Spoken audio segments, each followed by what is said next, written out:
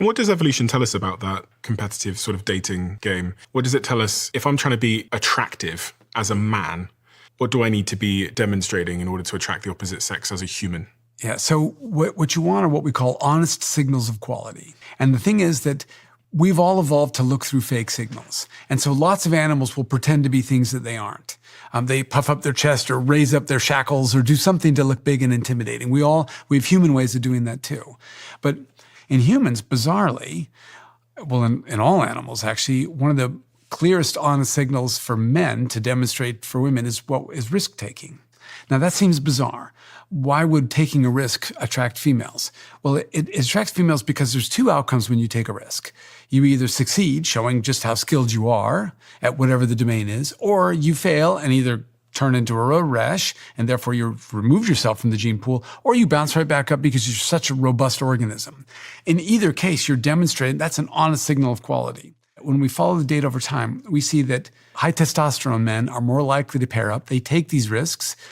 Women find them attractive at some level, even if they don't personally feel like it's attractive at the moment, but something about that is attractive to them. And it may only be getting other men to back off. When I take these big risks, you may say, well, I'm not going to try to crowd in on Bill Scene. He's too tough. We don't know with certainty. But they take these risks, and then once they partner up, then their testosterone levels go back down. And because once you have a family, taking risks is foolish. You want to take risks to get in the mating game, but you don't want to keep taking risks once you've got people depending on you. So I've got honest signals of, did you say quality? Yeah. Honest signals of quality as being attractive as a man. I've got risk-taking. What else?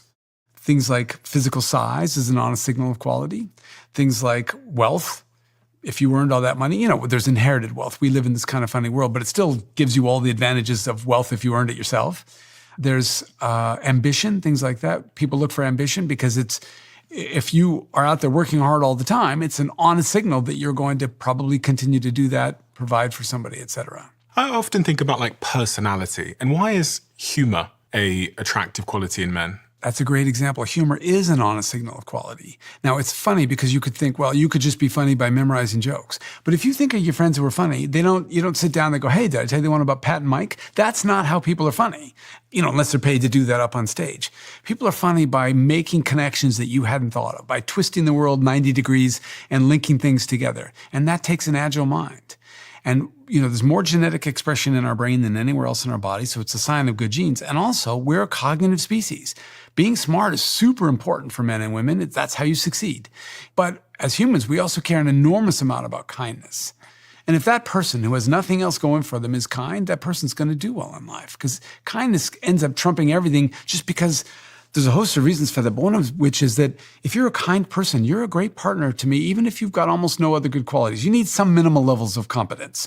But once you cross minimal competence, kindness means you're going to look out for me. And that matters a lot. Do nice guys finish last in the evolutionary world? They don't, actually. So the good thing about being a nice guy is they tend to finish first. And so when we look in hunter-gatherer communities and we look at people choosing their partners to go out on hunts in the morning, they actually choose the nice guys over the better hunters. Now, again, you need a minimal level of competence.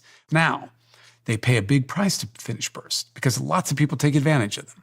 And so I share with you and you never share back with me. But if I'm a nice guy, I'm like, that's okay. Stephen will come around. Someday he'll learn to share with me too. Or if he doesn't, that's okay. He's a good guy and I like to give him half my rabbit that I caught. So they're in economist terms, they're suckers a lot. They give a lot more than they get. But as far as winning in the world, everybody wants to be with them.